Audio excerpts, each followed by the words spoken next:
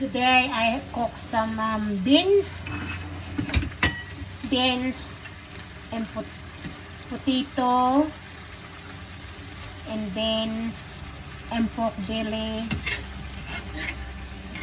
It's my lunch today and as well as dinner.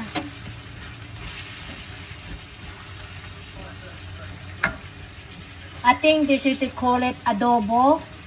Adobong sitaw or beans or adobong pork belly. It's the same thing. It's one of them, whatever you call it, as long as look nice taste, good to eat. That's the main thing, right guys? So if you like my cooking, please like, share, and comment on my stir fry pork belly. We have so yummy. And now I'll be speaking in Tagalog. Ulitin ko muli mga kababayan, kapag mayroon kayong mukha, may profile kayo, pag nag-follow kayo sa YouTube,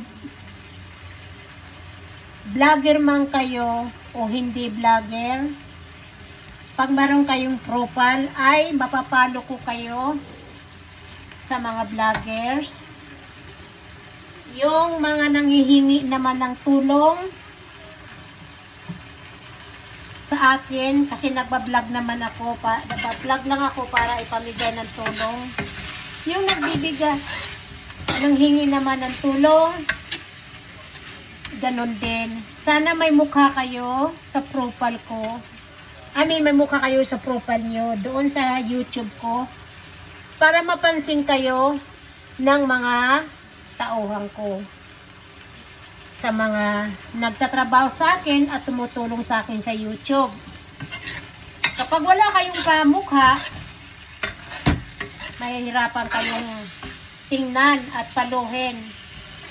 Kasi alam naman natin ngayon na maraming mga manluloko. Madalas ako maloko. Kaya gusto ko, yung binibigyan ko at tutulungan ko ng pampabigas ay mayroon kang mukha sa YouTube ko at tunay na pangalan mo. Kung wala kang mukha sa YouTube ko at saka hindi na tunay na pangalan mo, hindi kita mababalikan at hindi kita matutulungan pambili ng pampabigas. Thank you so much guys!